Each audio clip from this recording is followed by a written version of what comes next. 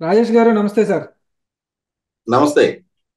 Sir ఇప్పుడు కట్టప్ప బాహుబలిని ఎందుకు చంపాడు అన్నది ఎంత హాట్ టాపిక్ అయ్యిందో, అంటే అదొక సర్ప్రైజ్ అన్నమాట ఎవరికి ఎందుకు చంపాడు అనేది.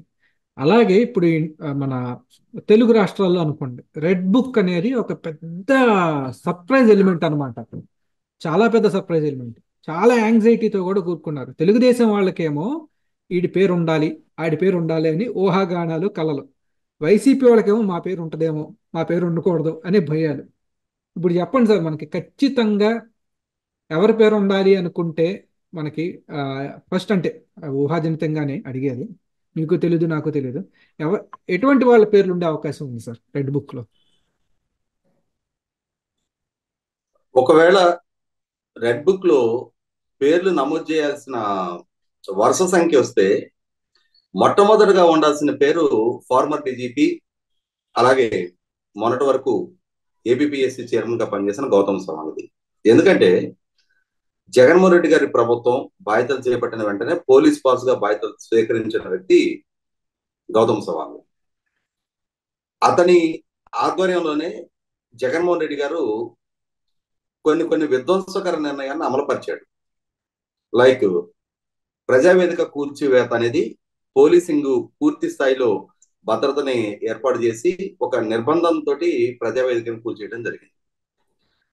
అక్కడి నుంచి మొదలుపెట్టి ఆయన పోలీస్ బాస్ గా, సహజంగా పోలీసు కూడా ప్రభుత్వ ఉద్యోగులు అంతర్భాగమే. ప్రజలు కట్టిన పన్నుల నుంచే వాళ్ళకు కూడా జీతాలు వస్తాయి. వాళ్ళు ప్రభుత్వ ఉద్యోగులు, సమాజానికి, రూల్ ఆఫ్ లా కి, బిజినెస్ రూల్స్ కి కట్టుబడి పనిచేయాల్సిన యూనిఫామ్ డ్యూటీలో ఉన్న ఉద్యోగులు. కానీ గౌతమ్ సవాంగ్ గారు పోలీసులకి ఏ విధమైన మార్గనిర్దేశం చేశారు అని అంటే, మనం ప్రభుత్వ ఉద్యోగులం కాదు, మనం వైసీపీ సేవకులం. జగన్మోహన్ రెడ్డి గారి కళ్ళలో ఆనందం చూస్తే చాలు. పాలకుడుగా ఉన్న జగన్మోహన్ రెడ్డి గారు మాత్రమే మనకు జీతం ఇస్తున్నాడు. మనకి ఈ జీతభత్యాలు, ఈ ఉద్యోగ కల్పన చేసింది సమాజం కాదు, సమాజ రక్షణ కోసం కాదు అనే ఒక అభిప్రాయాన్ని ఆయన చాలా బలంగా తీసుకెళ్ళగలిగారు. ఎలా తీసుకెళ్లారు?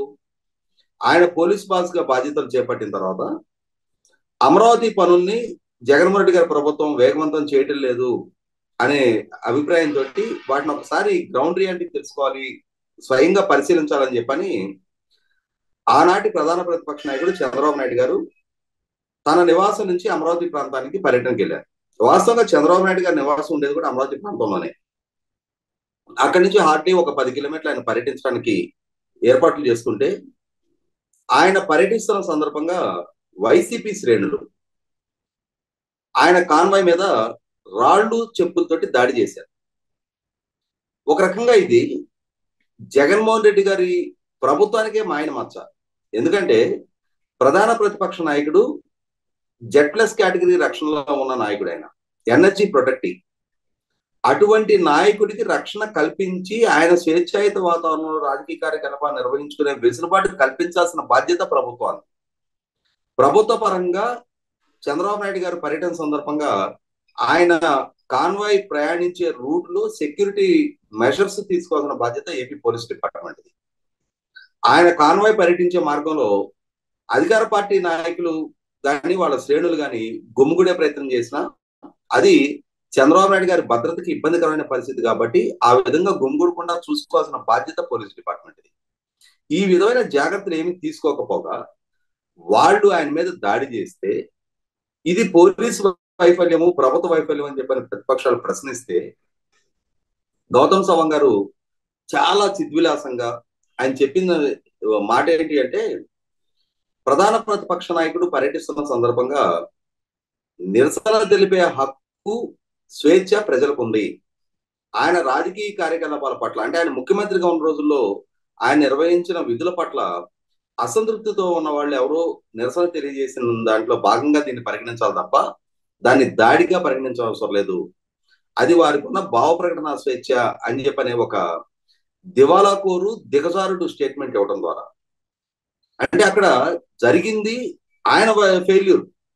ఆయన భద్రత కల్పించాల్సిన పరిస్థితిలో, అక్కడ ట్రాఫిక్ క్లియర్ చేసిన పరిస్థితిలో క్లియర్ చేయకపోగా, భద్రత కల్పించకపోగా ఆయన మీద జరిగిన దాడిని భావ ప్రకటన స్వేచ్ఛతో పోల్చడం ద్వారా రాష్ట్రంలో ఉన్న మొత్తం పోలీసింగ్ ఏం సందేశం ఇచ్చారు ఆయన? పోలీస్ బాస్ గా ఉన్న నేనే ఇటువంటి విధానాన్ని ఎంచుకుంటున్నా.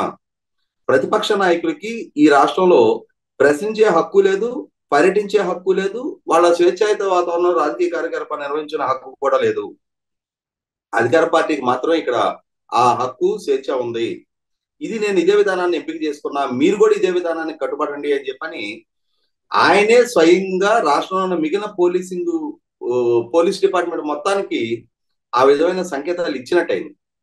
దీని ద్వారా అంటే తర్వాత రోజుల్లో మనం గమనించాం కదా, రాష్ట్ర వ్యాప్తంగా పోలీసింగ్ ఎలా జరిగింది. అధికార పార్టీ నాయకులు పోలీస్ స్టేషన్ మీద దాడి చేసిన, అధికార పార్టీకి సంబంధించిన అదుపులోకి తీసుకుంటే అధికార పార్టీ స్థానిక నాయకులు పోలీస్ స్టేషన్ లోకి వచ్చి రుబాబు చేసి వాళ్ళని బలవంతంగా దౌర్జన్యంగా స్టేషన్ నుంచి బయటికి తీసుకెళ్లిపోయినా ప్రశ్నించే వాళ్ళు కాదు. దాని గురించి ప్రస్తావించడానికి కూడా పోలీస్ డిపార్ట్మెంట్ కానీ పోలీస్ అధికారుల సంఘాలు కానీ సాహసించే కాదు. కానీ రాష్ట్రంలో పోలీస్ డిపార్ట్మెంట్ పక్షపాత ధోరణితో డ్యూటీ చేస్తా ఉంది. వాళ్ళు ప్రభుత్వ ఉద్యోగులుగా కన్నా కూడా వైసీపీ పార్టీకి ఒక ప్రైవేట్ ఆర్మీగా పనిచేస్తున్నారు అని చెప్పని ప్రతిపక్ష పార్టీలు కానీ ప్రతిపక్ష పార్టీలకు సంబంధించిన నాయకులు ఏదైనా అంశాన్ని ప్రస్తావిస్తే ఎక్కడ లేని వీరత్వాన్ని పోలీసు అధికారుల సంఘాలు కూడా ప్రదర్శించాయి. మేసాలు దువ్వేవాళ్ళు, తొడలు కొట్టేవాళ్ళు, సవాళ్ళు విసిరేవాళ్ళు, రాజకీయ పార్టీ కార్యకర్తల కన్నా కూడా ఘోరంగా రాజకీయ విమర్శలకు దిగటం చూస్తాం మనం. ఇదే గౌతమ్ సవాంగ్ గారి ఆధ్వర్యంలోనే తెలుగుదేశం పార్టీ కేంద్ర కార్యాలయం మీద, అంటే డీజీపీ ఆఫీస్ కి కొత్తవేటి దూరంలో తెలుగుదేశం పార్టీ కేంద్ర కార్యాలయం ఉంటుంది. డీజీపీ ఆఫీస్ మీదుగానే టీడీపీ కేంద్ర కార్యాలయం మీదకి మందలుగా విజయవాడ, గుంటూరు నుంచి వచ్చి దాడులు చేస్తుంటే ఒక పార్టీ కేంద్ర కార్యాలయం మీద ఇంకొక పార్టీ కార్యకర్తలు దాడులు చేయటం అనేది అది ఎటువంటి సంస్కృతిని పెంపొందించదలుచుకుందో తెలీదు.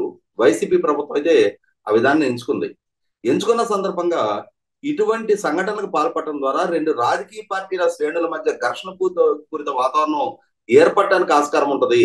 ఇది రాష్ట్రంలో శాంతి భద్రతల సమస్యగా మారడానికి ఆస్కారం ఉంటది. రెండు రాజకీయ పార్టీల కార్యకర్తలు రాష్ట్ర వ్యాప్తంగా ఘర్షణకు దిగిన పక్షంలో అది రాష్ట్రాన్ని అతలాకుతలంగా మార్చడానికి ఆస్కారం ఉంది. అది రాష్ట్ర బ్రాండింగ్ కూడా దెబ్బతీయడానికి ఆస్కారం కలుగుతుందనే కనీస మాత్రపు ఇంగిత జ్ఞానం లేని డీజీపీ అక్కడ దాడి జరుగుతుంటే ఆ దాడి జరుగుతున్న అంశాన్ని పోలీసు దృష్టికి తీసుకొచ్చినా కూడా ఆ దాడికి పాల్పడిన వాళ్ళని కట్టడి చేసే ప్రయత్నం కానీ దాన్ని నివారించే ప్రయత్నం కానీ చేయలేదనేది వాస్తవం. ఇటువంటి పరిస్థితుల్లో ఇవాళ రెడ్ బుక్ లో మొట్టమొదటిగా ఎవరిదైనా ఒక పేరు ఎంటర్ చేయాలి అని అంటే 100% దానికి అన్ని విధాల అర్హత కలిగిన వ్యక్తి గౌతమ్ సవాంగ్ గారే. ఆయన తన అధికార విధుల్ని సక్రమంగా నిర్వర్తించిన పర్యవసానం, రూల్ ఆఫ్ లాకి కట్టుబడకుండా జగన్మోహన్ రెడ్డి గారి ఆదేశాలు యథావిధిగా పాటించిన పర్యవసానం అది ఎంత ఎక్స్ట్రీమ్కి వెళ్ళింది అని అంటే, ఒక పార్లమెంట్ సభ్యుడు రఘురామ కృష్ణరాజు గారు ఆయన్ని హైదరాబాద్ లో అపహరించి గుంటూరు తీసుకొచ్చి సిఐడి కార్యాలయంలో పోలీసుల ద్వారా కస్టడియల్ టార్చర్ కి గురి చేసిన నేపథ్యం గుర్తు చేసుకున్నాం. గౌతమ్ సవాంగ్ గారి ఆధ్వర్యంలోనే అమరావతి ఉద్యమాన్ని తలపెట్టుకున్న రైతాంగాన్ని, రైతు కుటుంబాలకు సంబంధించిన మహిళల్ని ఎంత జుగుత్సాకరమైన పదజాలంతో పోలీసు అధికారుల చేత వాళ్ళ మీద భౌతిక దాడులు చేయించారు, వాళ్ళని ఎంత వ్యక్తిత్వానికి పాల్పడ్డారనేది కూడా మన కళ్ళ ముందు కనిపిస్తా ఉంది. ఇటువంటి ఎన్నో సంఘటనలకి ఇవాళ గౌతమ్ సవాంగ్ గారి నాయకత్వ వైఫల్యం అని అనాలి. పోలీస్ డిపార్ట్మెంట్ ని ప్రాపర్ గా నడపలేని, అధికార పార్టీకి దాసోహం అన్న ఒక వెన్నెముక లేని అధికారిగా గౌతమ్ సవాంగ్ గారు ప్రతిపక్ష పార్టీల మీద మాత్రం ఎక్కడ లేని వీరత్వాన్ని ప్రదర్శించుతా వాళ్ళ మీద ఒక బలవంతపు నిర్బంధకాండని ప్రయోగించి ప్రజలకున్న భావ ప్రకటన స్వేచ్ఛను కూడా హరించి వేశారు. ముఖ్యంగా తెలుగుదేశం పార్టీకి మద్దతుగాను కాదు, లేదు తెలుగుదేశం పార్టీ కార్యకర్తలు కాకుండా కూడా ప్రభుత్వాన్ని ప్రశ్నించిన నేరానికి వయసు, లింగ భేదాన్ని కూడా పట్టించుకోకుండా 66 సంవత్సరాల రంగనాయకం గారి దగ్గర నుంచి మొదలుపెట్టి 73 సంవత్సరాల సీనియర్ జర్నలిస్టు అంకబాబు గారి వరకు ప్రతి ఒక్కరిని అరెస్టులు చేశారు. ఆ అరెస్టులు చేసి వాళ్ళని కొంతమంది మీద కస్టడియల్ టార్చర్ కు పాల్పడ్డారు. ఇవాళ ప్రభుత్వాన్ని ప్రశ్నించడం నేరంగా పరిగణించి వాళ్ళేదో తెలుగుదేశం కార్యకర్తలు అని చెప్పని ముద్రేసి సమాజంలో ప్రశ్నించే తత్వాన్ని అణిచేసిన గౌతమ్ సవాంగ్ గారు 100% రెడ్ బుక్ లో పేరు ఎంటర్ చేయడానికి అన్ని విధాల అర్హుడు.